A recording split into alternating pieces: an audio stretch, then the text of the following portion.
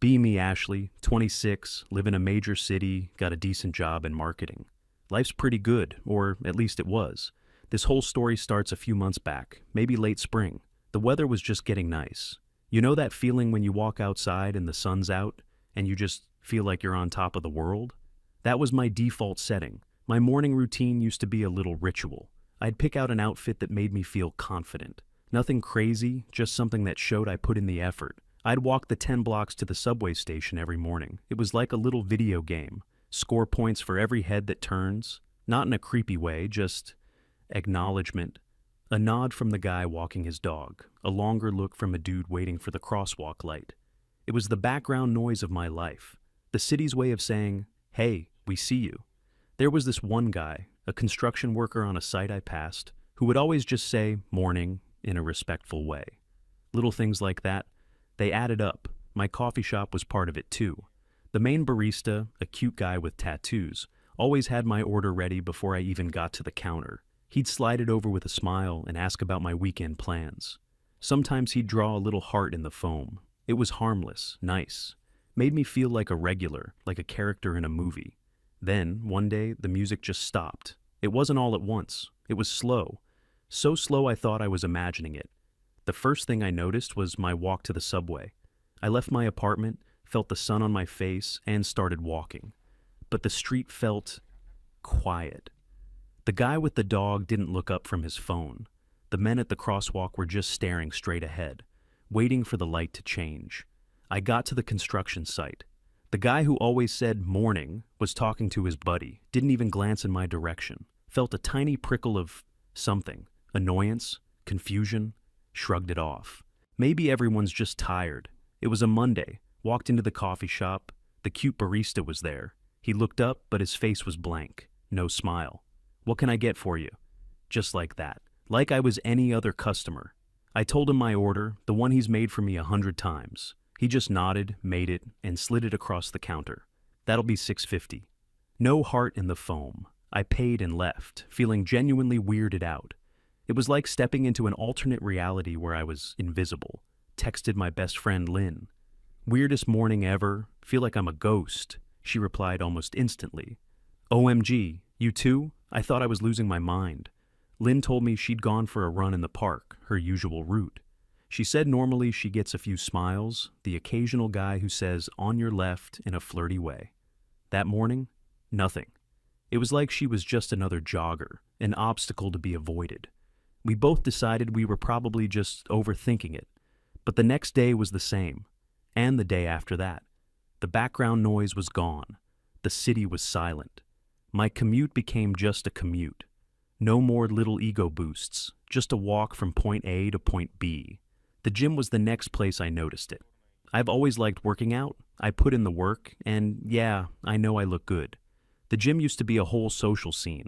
Guys would offer to spot me, ask if I was using a certain machine even when it was obvious I was in the middle of a set, just to start a conversation.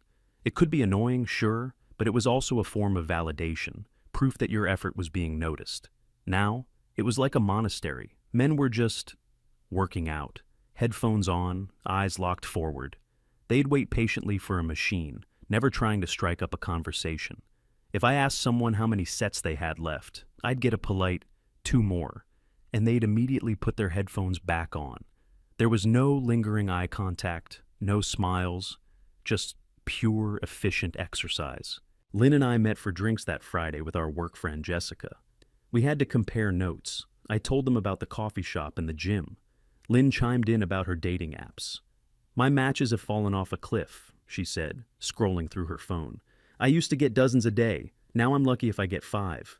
Jessica nodded. She's always been the most cynical of us. "It's not just you. I went to the grocery store yesterday. The cute guy who works in the produce section, the one who always helps me find the ripest avocados, he pointed me to the bin and walked away before I could even say thank you. We sat there for a minute, just staring into our wine glasses. It was real. It wasn't in our heads. Something had fundamentally changed. "What is going on?" I asked. "Did we miss some memo?" Jessica swirled her drink. "It's gotta be some kind of backlash, some weird, coordinated thing." We started brainstorming. What could it be? "Maybe they're all scared. Lynn suggested. You know, with all the articles about not approaching women. Scared of what? Jessica scoffed. Saying hello? That's ridiculous. This feels different. It feels intentional. She was right. It didn't feel like fear. It felt like indifference, a total lack of interest. And that was way more insulting. We decided to conduct an experiment. The next weekend, we'd go to the Mill, our go-to bar. It was always packed, always a guarantee for some attention. We spent hours getting ready. Hair, makeup, outfits that were impossible to ignore. We walked in feeling like $1,000,000. The bar was buzzing, full of people. And yeah, there were tons of guys there. We found a spot right in the middle of the room, a high-top table where we'd be visible from all angles. We ordered our drinks, laughed, and acted like we were having the best time. The classic, look at us, we're so fun and approachable routine. An hour passed. Nothing. We saw groups of guys talking, laughing, watching the game on the big screens. They were in their own world. They weren't scanning the room. They weren't looking for signals. It was the strangest thing. They were just hanging out. With each other. Lynn got frustrated. Okay, this is insane. I'm going to force it. She saw a group of decent-looking guys by the bar. She walked over, pretending to need to get the bartender's attention. She stood right next to one of them, smiled, and said, "Wow, it's so crowded in here tonight." The guy she spoke to just glanced at her, gave a tight little nod, and turned back to his friend. He didn't engage. He didn't ask her name. He just dismissed her. Lynn walked back to our table, her face bright red. "He completely ignored me," she whispered. We stayed for another half hour, but the mood was ruined. The feeling of being invisible in a crowded room was suffocating. We left feeling dejected and, honestly, angry. "This is a statement," Jessica said as we waited for our Uber. "This is organized. They're trying to punish us." "For what?" I asked. "For everything," she said. "For being independent, for having standards. It's a classic move. When men feel like they're losing power, they withdraw. It's toxic masculinity 101. That became our working theory. This wasn't a random social shift. It was a silent, petulant protest from men who couldn't handle the modern world. It made us feel a little better, to have a reason. It wasn't about us. It was about them and their issues. But the feeling of being unseen didn't go away. Work became another battleground. Our office is pretty young, a good mix of men and women. The vibe used to be collaborative and friendly. A little bit of harmless flirting in the break room, guys asking you about your weekend. Now it was sterile. The men in the office were polite, professional, and distant. They'd talk to us about work projects, but the conversation would end the second the work topic was resolved. No small talk. No, "How was your evening?" In meetings, they'd make their points clearly and concisely, but they wouldn't try to catch our eye or seek our approval.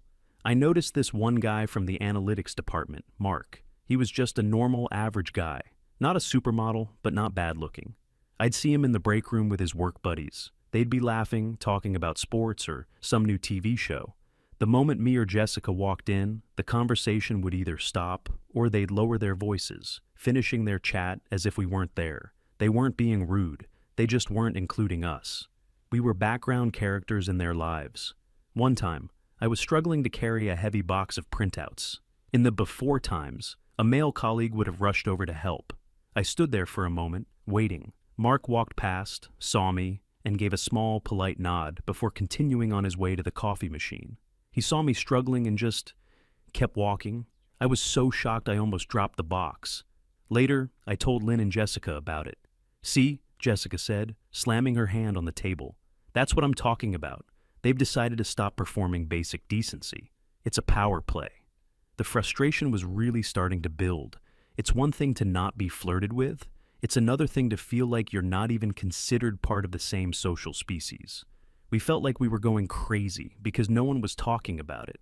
There were no news articles titled, "Men mysteriously stop talking to women." No trending topics. It was happening in plain sight, but it was completely unspoken. We tried to change our tactics. Maybe we were being too intimidating. We tried being extra friendly, smiling at everyone, initiating conversations.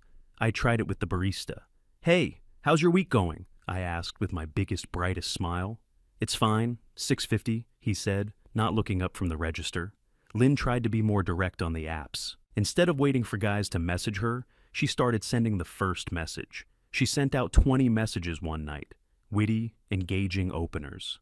She got 2 replies, both were one-word answers that killed the conversation instantly. We were putting in all this effort, and we were getting nothing back. Less than nothing. We were hitting a wall of pure apathy. The world had been a certain way our entire lives. We understood the rules. We knew how to play the game. Now, it felt like the other team had just packed up their ball and gone home without telling us. And we were left standing alone on the field, wondering what the hell had just happened. The anger started to curdle into something else. A kind of low-grade despair. Going out wasn't fun anymore. Posting a cute picture on social media felt hollow when you knew the guys who used to flood your DMs were no longer looking. Our confidence, which we thought was self-generated, turned out to be propped up by 1,000 tiny daily interactions we had taken for granted. Now that the props were gone, we were wobbling. One night, the 3 of us were just sitting in my apartment, scrolling through our phones in silence. The silence was the point. No notifications, no messages, no invites.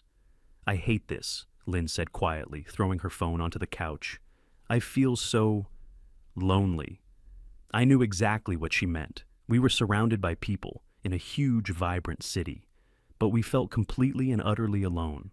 And the worst part was, we could see the men. They were right there. They were at the next table in the restaurant, in the apartment across the street, on the other side of the office. They weren't gone. They were just done. Done with us. "We have to do something," Jessica said, her voice hard. "We can't just let them get away with this. We have to make them see what they're doing." That's when we came up with the idea for the video. The idea that we thought would change everything. The idea for the video started as a joke, almost. We were complaining as usual, and Jessica said, "We should make a TikTok about it. POV, you're a woman in 2025 and men have decided to stop existing." We all laughed, but then we stopped. It wasn't actually a bad idea. Not a joke TikTok, something serious. A video essay, a call to action. We spent the next week planning it out. We wanted it to be emotional, powerful. We wanted to articulate the feeling of being erased. We set up my phone on a tripod in my living room with good lighting. I went first. I talked about how the small daily courtesies were gone, how it felt to suddenly become invisible. I tried to sound reasonable, concerned. Lynn talked about dating. She spoke about the sudden drop-off in interaction, how it felt like she was shouting into a void. She was really good, got a little teary-eyed. Jessica was the closer. She brought the fire. She talked about toxic masculinity and the weaponization of indifference. She used phrases like silent treatment as a form of control and a collective act of passive aggression. She framed it as a serious social issue, a deliberate and hostile act by men to put women back in their place. We edited it together, added some sad piano music in the background, and posted it. We used all the right hashtags. Washter modern dating, Washbar feminism, Jahar toxic masculinity. Where have all the men gone? Then we sat back and waited for the wave of support to roll in. The first few hours were exactly what we expected. A lot of women commented, "This is so true. Thank you for speaking out. I thought I was the only one feeling this." We were getting validation from our own side. It felt good. We felt seen, at least by each other. The views started climbing, 1,000, 5,000, 10,000. Then the men started showing up in the comments. It wasn't the angry defensive backlash we expected. It was something far weirder. It was calm, almost amused. "Yep, looks about right. Glad you finally noticed. We've been telling you for years. You wanted us to leave you alone, so we did. What's the problem? Oh no, the consequences of our own actions. Anyway." There were hundreds of comments like this. No rage, no insults, just calm, detached agreement. It was like we'd thrown a punch and hit a ghost.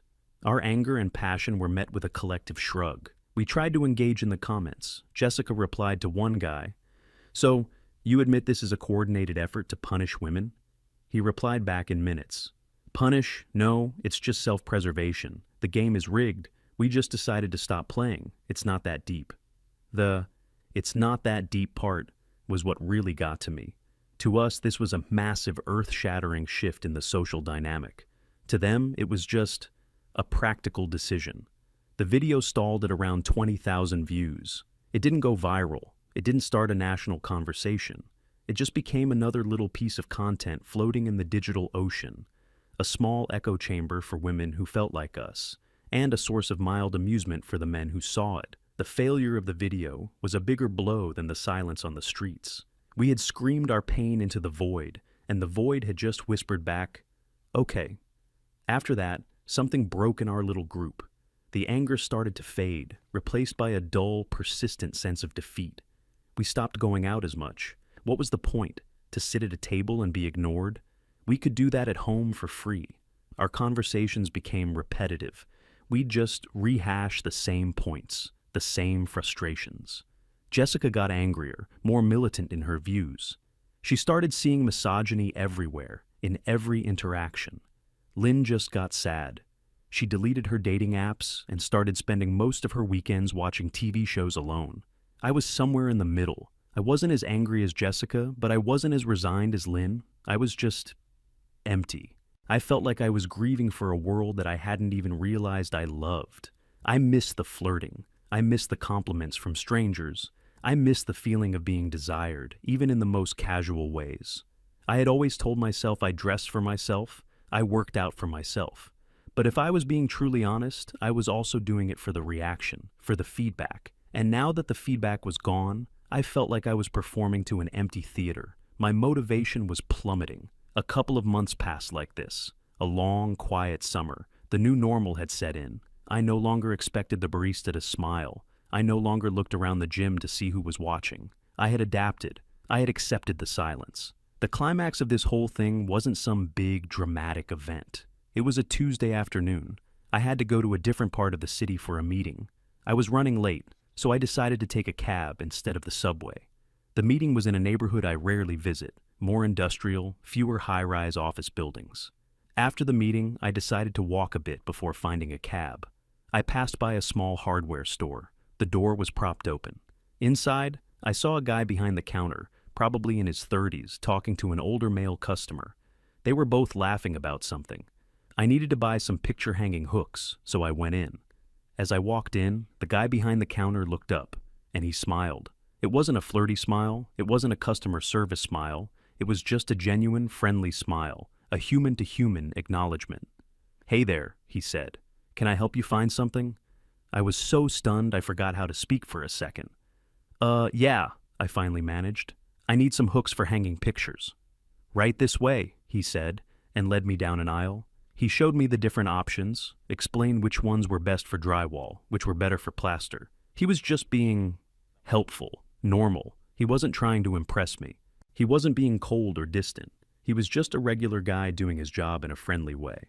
I picked out a pack of hooks and went to the counter to pay. As he was ringing me up, he said, "Big decorating project."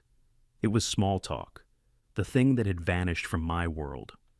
"Something like that," I said, my voice sounding rusty. "Just trying to make my place feel a bit more like home." "I hear that," he said, handing me my change. "Have a great day." "You too," I said, and walked out of the store. I stood on the sidewalk for a moment, holding the little plastic bag of hooks. I felt like I had just returned from a foreign country where no one spoke my language. It was such a small, mundane interaction, but it felt monumental. It made me realize something. The men in my world, the office workers, the guys in the trendy bars, the baristas in the cool coffee shops, they had withdrawn. But this guy, he hadn't. He was just living his life, running his store, being a normal human being. The problem wasn't all men.